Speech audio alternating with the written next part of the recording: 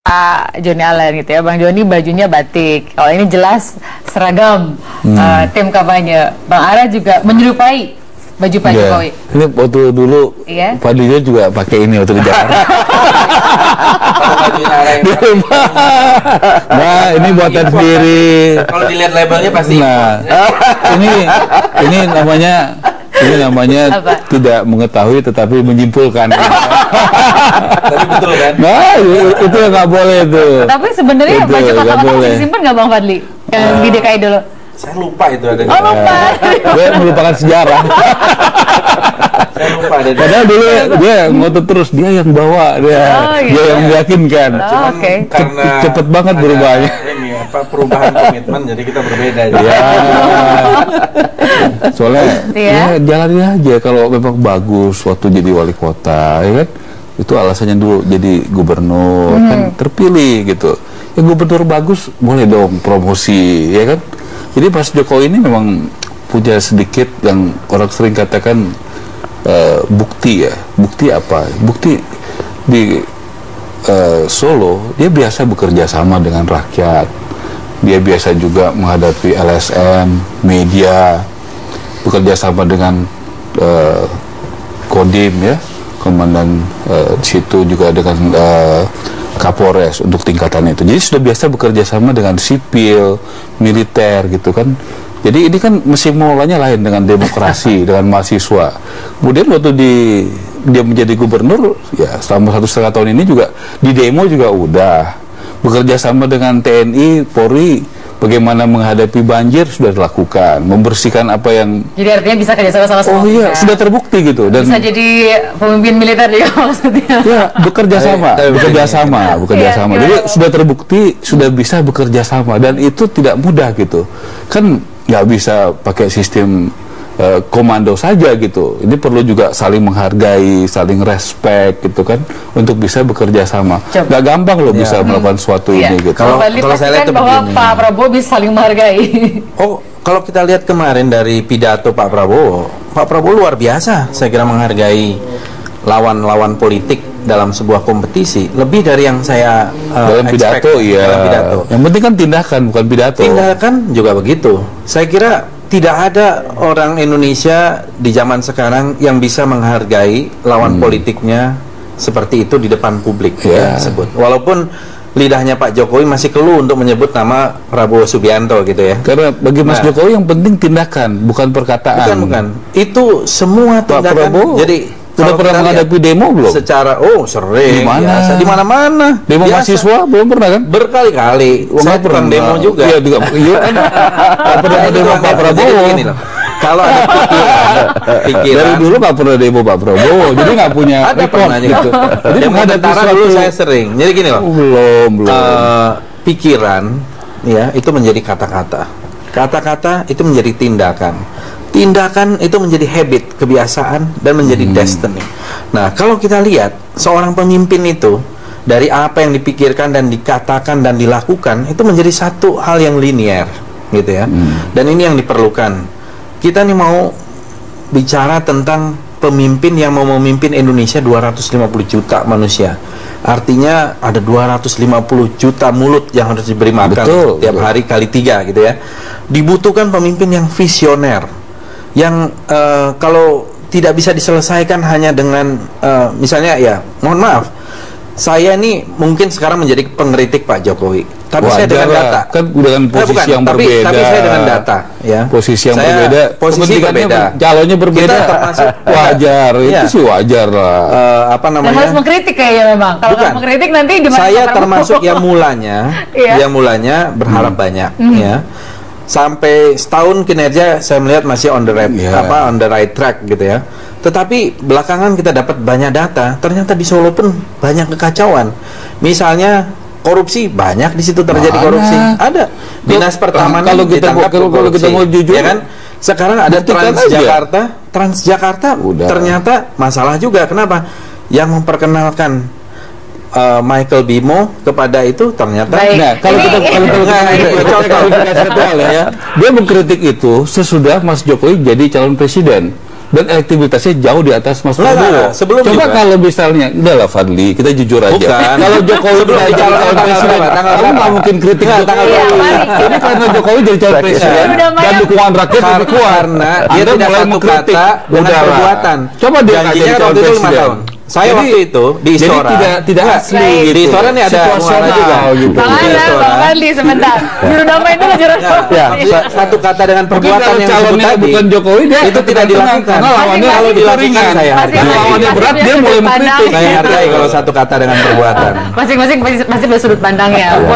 Buat Bang Ara sudut pandangnya ke pemilihan presiden karena kapasitasnya dibutuhkan. Kalau buat Bang Bukan Fadli itu. karena Karena Jokowi ada lawan berat buat Mas Prabowo. Bukan. Itu Itu makanya masalah mau kritik. siapapun, Yuk, kita siapapun damai. kalau Pak Prabowo bisa dihadapkan. Nah, Susah dikalahkan. mari ya. kita bicara soal Saya kira netralitas. Ya, saya kira substansi daripada diskusi dalam forum interupsi Indonesia ini adalah soal netralitas presiden terhadap sikap TNI dan Polri, bahwa masing-masing kebetulan hanya 2 kandidat capres dan cawapres, bahwa semua punya kelebihan dan punya kekurangan. Tentunya mari tunjukkan kepada 2 capres ini yang terbaik untuk kepentingan bangsa dan negara, yang terbaik untuk kepentingan rakyat. Saya kira itu yang paling utama, bahwa siapapun yang akan terpilih, karena yang terpilih kan pasti hanya satu. Kita harus menghargai. Hanya berapa? Dan terpilih hanya satu pasang. Hanya satu. Bukan Ya, nomor 1 ya. ya kan? Presiden Harus nomor kita satu hargai. memang, Ya, betul. harus kita Bukan hargai bukan gitu. kampanye Ya. Bang Fadli, Bukan. bukan ya, tidak ada kaitannya. Enggak, ini Saya hanya kira mau itu. mancing arah aja. Saya nggak terpancing kalau yang nggak substansi. Kalau tadi substansi itu sih nomor urut nggak substansi, ya kan? Saya kira itu.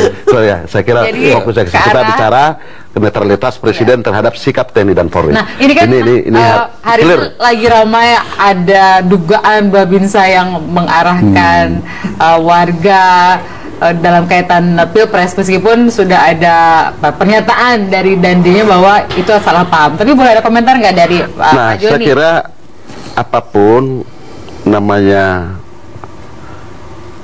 kekurangan atau karakter seseorang itu pasti juga ada. Ini yang harus dijaga. Ini harus dijaga. Memang kalau ada seperti itu kan tentunya masyarakat sudah kritis, media sudah di mana-mana, khususnya media sosial, tapi jangan juga hanya diduga. Jangan dong. Jangan hanya diduga, harus betul-betul Sudah datanya. jangan juga provokasi. Ya toh, total sudah bekerja bagus. Oke lah, bahwa segala sesuatu juga tidak akan ada yang 100%.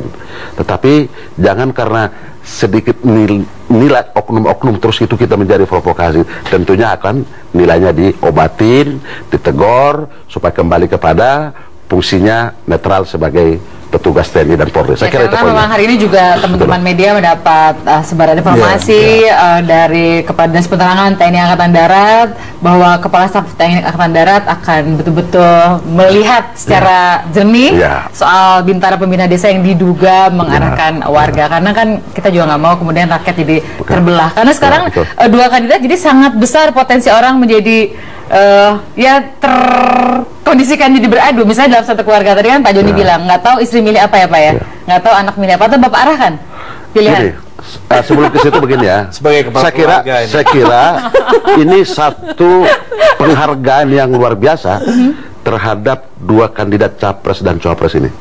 Kalau ini bisa sering terjadi, proses demokrasi di Indonesia akan tumbuh, walaupun dengan multipartai. Ini luar biasa, sangat luar biasa. Ini juga menurut saya kehendak alam. Bayangkan pada tahun 2009, Nah, itu kehendak alam. Ya, 2009 SBY itu selaku incumbent, bahkan diperhitungkan seluruh pengamat cukup kuat. Di situ saja ada 3 calon kandidat. Ini luar biasa, dan ini adalah marilah ini kita mulai untuk proses demokrasi yang baik untuk kepentingan bangsa dan negara. Jangan untuk kepentingan kelompok tertentu. Bahwa semua menampilkan yang terbaik boleh, tetapi tidak untuk melakukan bagus tuh propaganda. fotonya ada Itu saya kira dengan Mas Prabowo dan saya Pak kira Hatta begitu. ya. Jadi begini Tina ya, Pak SBY ini kan sudah punya pengalaman yang dalam, pemahaman yang dalam terhadap 4 orang calon ini. Ya, baik Pak Prabowo ya, dia sudah sangat mengenal baik ya, pribadi, karakter ya, jejak rekam semua. Kemudian juga Pak Hatta juga begitu ya. Dengan Pak Jokowi 7 tahun Pak Jokowi jadi wali kota di Solo, Pak SBY juga tentunya sering datang ke Jawa Tengah, ke Solo, rapat koordinasi sama-sama, ya, datang ke Solo, sudah biasa bekerja sama. Pak JK apalagi. Ya, menjadi gubernur juga bagaimana bersama-sama menyelesaikan masalah macet, masalah banjir, ya, soal monorail, soal MRT, itu terlalu banyak contoh-contoh pernah melakukan suatu koordinasi, suatu kerjasama soal keamanan di Jakarta ini. Jadi dengan Pak JK juga sudah 5 tahun. Jadi Pak SBY punya referensi, punya sesuatu yang sudah sangat dalam gitu. Saya yakin karena sudah sangat berhubungan dalam suasana kerja gitu terhadap 4 orang ini, punya pemahaman yang berimbang. Agak susah ini, makanya tadi saya katakan walaupun ya sudah datang ke tempat acara Partai Demokrat, walaupun ya saya sampaikan tadi ya Pak Hatta adalah besan daripada Pak SBY, tetapi betul-betul Pak SBY bisa menunjukkan sebagai seorang negarawan karena dia sudah tahu betul 4 orang ini secara luar dalam gitu, dan dia juga tahu apa yang dibutuhkan bangsa ini ke depan. Saya sependapat ya dengan Bung Ara soal ini. Masalahnya memang mungkin kalau kita melihat dari masa lalu ya, justru yang belum terjalin itu adalah hubungan Bu Mega dengan Pak SBY. Sekian lama, saya kan juga pernah menjadi sekretaris tim kampanye Mega Prabowo. Rasanya sulit sekali untuk salaman pun, itu menjadi suatu peristiwa politik yang besar. Kita membutuhkan kenegarawan dari seorang Ibu Megawati sebetulnya, ya. Jadi bukan hanya dari Pak SBY, Bu Mega juga menurut saya sudahlah, masa lalu itu jangan dibawa-bawa, itu udah 10 tahun. Saya kira perlu para mantan presiden ya itu mempunyai hubungan yang baik karena ini juga kerja untuk Indonesia gitu ya. Jadi kami termasuk yang menyarankan itu, tetapi dalam 10 tahun rasanya tidak tercipta satu hubungan yang harmonis. Kalau yang diomongkan oleh saudara Ara ini terjadi pada Bu Mega luar biasa. Ini saudara Ara ini sangat bijaksana. Tapi dia tidak mengharapkan itu. Kalau terjadi nanti Demokrat akan mendukung PDI Perjuangan. Ini juga saya muji. Ya, percaya.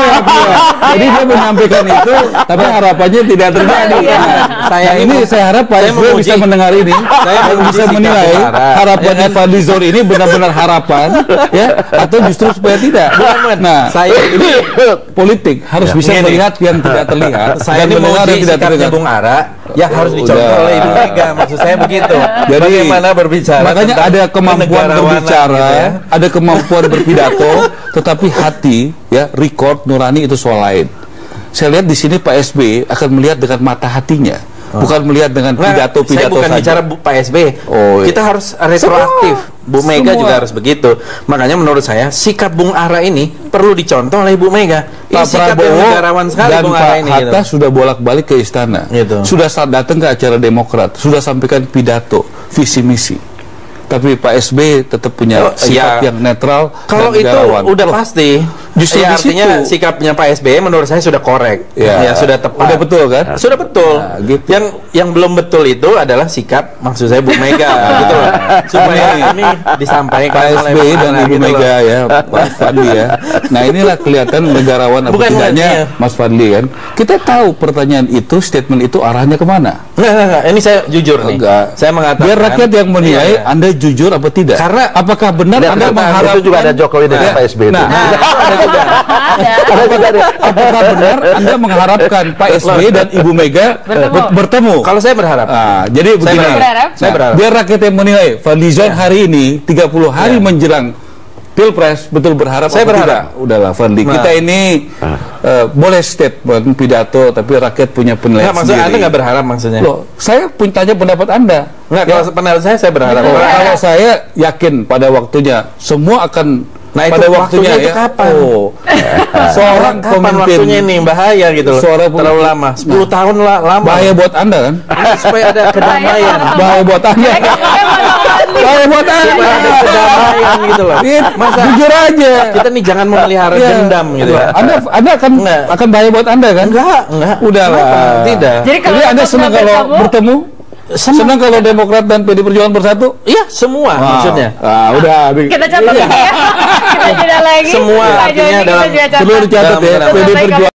Harapannya bisa menyejukkan terutama Anda yang sekarang sudah punya jagoan, karena kita pahami dengan hanya 2 calon ini maka demikian seru bagaimana dukungan di masyarakat. Misalnya Anda di keluarga ada yang ayah milih apa, ibu milih apa, adik kakak berbeda. Tapi harapannya semua itu akhirnya membawa kedamaian. Saya mau perlihatkan sebuah foto. Ada foto ini adalah dari profile picture-nya Marwar Sirait. Ini adalah udah lama foto dengan Bang Fadlizon. Kalau boleh dibaca di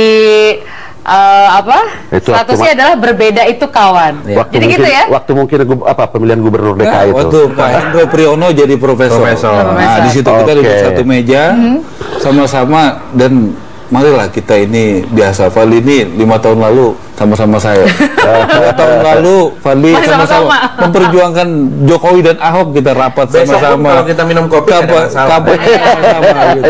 Nah, perbedaan itu adalah sesuatu yang niscaya. Kalau sekarang ini kita berbeda ya karena kita memperjuangkan keyakinan kita masing-masing terhadap arah politik ke depan, dan menurut saya itu sah-sah saja. Berbeda untuk kemajuan bangsa dan negara. Saya kira semangatnya kita ingin membenahi merah putih, membenahi Indonesia. Tapi ini yang penting karena kadang-kadang justru di level elitis, bapak-bapak ini kan level elitis bisa kayak begitu, sekarang punya perbedaan pendapat, besoknya ngopi. Tapi kan kalau untuk masalah kebanyakan ini mesti paham bahwa perbedaan sikap bapak-bapak ini itu yang harus disosialisasikan, dibawa jadi semangat yang atau emosi yang negatif. Itu kalau menurut saya begini ya, rakyat Indonesia ini rakyat yang sangat baik. Kenapa? Dia akan melihat contoh dan teladan daripada pemimpinnya, ya, bagaimana pemikirannya, bagaimana perkataannya, dan bagaimana perbuatannya. Ini Fadli sama saya hari ini kita bersaing. 2 tahun lalu kita sama-sama mendukung ya Jokowi dan Ahok ya. 5 tahun lalu kita sama-sama. Mari misalnya kita bertekad bersama ya, kita lawan kampanye hitam yang bernuansa SARA, ya kan? Apapun siapapun yang melakukan itu, mari kita lakukan itu dengan sungguh-sungguh. Kalau ada orang itu di tim kita masing-masing, ya kan? Mari kita bawa ke Panwas, mari kita bawa ke polisi. Ini itu orang mungkin kayak gitu ya? Harus, saya rasa kalau kita lakukan itu dengan sungguh-sungguh, dan kita tidak boleh jadi bagian yang merencanakan itu, berbuat itu, kemudian saya kira diingatkan dan stop lah. Dan harus mulai dari kita gitu. Jadi gestur tubuh kita, pandangan kita, dan rakyat juga bisa nilai. Kalau kita memang sungguh-sungguh, Fadli dan saya, kita generasi baru lah. Mari kita membangun ke depan Indonesia dengan rekonsiliasi. Siapapun yang menjadi presidennya, apakah Jokowi, apakah Prabowo, melakukan suatu rekonsiliasi. Yang lawan kita bukan bangsa sendiri. Mari kita memenangkan pertarungan di malah sebenarnya gini ya, ada misalnya dulu yang namanya Abraham Lincoln, dia ditulis satu buku A Team of Rival. Jadi sebuah tim, ketika Abraham Lincoln ini memenangkan pertarungan menjadi presiden Amerika, yang ditarik menjadi kabinetnya adalah lawan-lawan politiknya, musuhnya ya, karena menurut dia ini adalah sudah grand final ya, dan itu menjadi satu tim yang sangat kuat yang membawa Amerika ketika itu menjadi satu negara yang luar biasa majunya tanpa diskriminasi. Dan waktu itu amandemen ke-13 konstitusi Amerika mencabut perbudakan. Jadi semangat itu menurut saya juga semangat yang pernah ada dulu ya di masa-masa tahun 50-an, ketika para tokoh bangsa walaupun berbeda partai, tetapi mereka yang baik biasanya berkoalisi dengan yang baik. Yang punya niat yang kurang baik punya koalisi dengan mereka yang punya niat yang berbeda gitu ya. Jadi saya kira nggak ada yang baik, nggak ada yang kurang baik. Maksudnya mau mengatakan yang lain kurang baik? Bukan, maksud saya adalah ya, kita ini yang mempunyai satu niat baik, bukan mau memperkaya diri dari politik, tapi politik sebagai pengabdian, bukan mata pencaharian gitu ya. Dan itu pasti akan ketemu. Kalau ada persaingan di dunia ini, apa sih yang tidak ada persaingan? Tetapi bagaimana persaingan itu, saya sependapat ya, bisa berjalan dengan sehat, bisa berjalan dengan berintegritas. Istilahnya KPU ya baik-baik saja. Dan saya yakin kok ini akan berjalan dengan baik. Satu hal nih Bu Fadli ya, gitu. Misalnya tekad kita untuk pemilu yang jujur dan adil dan berkualitas. Syaratnya kan KPU dan Bawaslu dan Panwas. Undang-undang itu kan Panwas itu harusnya 5, sekarang baru 3. Mari kita bertekad dari 3 jadi 5. Kita sama-sama jadi caleg terpilih. Dia di Bogor, saya di Subang, Majalengka, Sumedang. Kemudian kita tahu misalnya Panwas itu gajinya misalnya bulan Januari 2014 baru dibayar Februari akhir dan gajinya sangat kecil sekali. Mari kita tingkatkan itu. Kenapa? Mari kita lakukan itu. Bagaimana jangan kalau ada kecurangan, ada ketidakadilan, ada kampanye black campaign dan sebagainya, memainkan isu sara, jangan dari antara bagaimana penguatan lembaga negara, bagaimana kepolisiannya yang bekerja dan menangkap itu, bagaimana Bawaslu dan Panwaslu yang melakukan itu.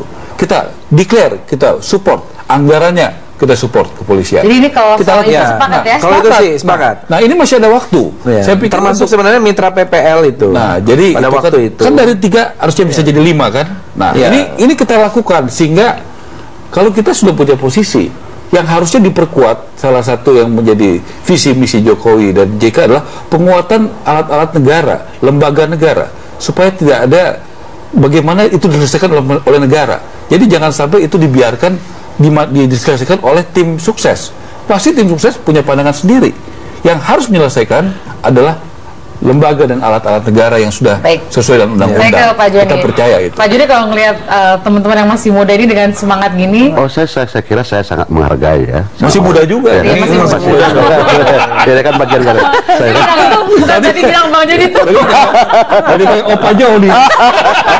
Ya, ini kan saya bilang kan, artinya ini adalah situasi Capres dan Cawapres dua pasang ini adalah situasi menunjukkan bahwa bangsa kita ini sudah mulai mengarah kepada proses demokrasi yang akan baik ya, dan tentunya ini bukan juga pekerjaan yang mudah, sehingga oleh karena itu ini kita harus pertahankan di dalam menjaga ya, integritas dan kedamaian untuk kepentingan bangsa dan negara. Jangan karena hanya kepentingan kelompok-kelompok tertentu yang sudah dibangun sekian lama dengan banyak pengorbanan, baik secara katakanlah pengorbanan masyarakat maupun pengorbanan daripada semua pemegang stakeholder, menjadi mundur. Jadi harapan kita bahwa siapapun yang terpilih presiden dan wakil presiden ke depan, semuanya harus mendukung dengan senyum dan kedamaian. Kasih pesan dong Bang Fadli buat tim sukses, simpatisan, para pendukung pemerintah supaya adem-adem. Pertama, memang di dalam kompetisi pasti ada yang menang dan ada yang kalah. Dalam hal ini seperti apa yang disampaikan oleh Pak Prabowo, apapun keputusan rakyat pada tanggal 9 Juli yang akan datang, pasti akan kami terima. Kalau menang, pasangan Prabowo Hatta akan bekerja sekeras-kerasnya untuk menunaikan janji-janjinya, menunaikan apa yang memang diharapkan oleh masyarakat. Kalaupun tidak menang, tidak apa-apa, itu adalah keputusan rakyat dan harus siap gitu. Dan rakyat yang mendukungnya pun harus siap juga. Karena seringkali yang lebih siap adalah kandidatnya yang nggak terlalu siap adalah masyarakat. Tapi kita yakin masyarakat siap juga. Bang, ada pesan buat tim sukses, kader, simpatisan? Ya seperti yang disampaikan Mas Jokowi ya. Kita punya 2 mata, punya 2 telinga, kita melakukan suatu keseimbangan. Kita ingin Indonesia yang harmoni, yang damai, itu indah. Itu betul-betul kita lakukan. Kita minta kepada semua jurkam, tim sukses kita, saksi-saksi kita, di ujung-ujung gunung sana, di pantai-pantai, betul-betul menyampaikan visi misi seperti Mas Jokowi, yang merakyat, jujur, sederhana, dan terbukti. Jangan dengan cara-cara yang melukai persaudaraan. Lihat saya sama Fadli bisa berkawan baik. Di PP saya saja di BlackBerry saya pasang itu hampir 3 minggu ya. Jadi itu jelas. Dan kemudian di kesempatan ini juga sebagai anggota DPR, saya sekitar 10 tahun jadi anggota DPR. Dan masih berlanjut. Ya, dan masih berlanjut di luar pemerintahan. Cukup banyak kita yang sama dengan pemerintahan Pak SBY ya. Seperti memberikan subsidi bagi petani, bagi nelayan, perumahan murah, kita ikuti. Ada yang berbeda juga, dan kita berbeda secara jantan. Untuk soal beberapa hal kita berbeda, dan saya harus apresiasi. Saya mendapatkan telepon dari beberapa teman perwira-perwira di daerah yang merasa sangat nyaman dan bangga dengan sikap netralitas Pak SBY. Mereka mengatakan kami bekerja dengan nyaman dan merasa tenang ya dengan apa yang dilakukan oleh Presiden SBY dengan sikap dia yang netral dan profesional. Saya pikir saya terbuka di tempat ini. Saya tidak pernah mau mengkritik tanpa alasan, dan saya tidak mau juga memuji tanpa alasan. Saya pikir saya harus memberikan apresiasi kepada Presiden SBY dengan sikapnya, karena dia memiliki sikap yang substansi, yang akan juga memberikan legacy bagi bangsa ini di masa-masa yang akan datang. Jadi kita tinggal tunggu aja sikap Pak SBY pada hari-hari ke depan mungkin. Harapan kita sama dia beda aja. Harapan dia. Ya, jadi harapannya beda. Bukan. Dan harapan saya pasti ketua umum punya sikap. Nah, Harapan harus memilih ya. Bukan golput maksudnya. Iya, netralitas enggak. Saya yakin harapan rakyat Indonesia sebagian besar adalah bagaimana Presiden netral. Ini terakhir. Kalau nomor 1 itu menang, nomor 2 itu seimbang. Ini kalau ngeliat foto ini kan tangannya dijabat apa dikepal sama-sama, tunjukkan di layar. Oh ya, nggak ada masalah. Ini betul-betul siap bertarung sampai 30 hari ke depan. Jadi ini untuk memegang keutuhan aja nih. Siap berkawan. Berbeda itu kawan. Berbeda itu kawan. Ternyata hasilnya siapa? Berbeda itu menambah ilmu pengetahuan. Kita tutup interupsi, selamat malam.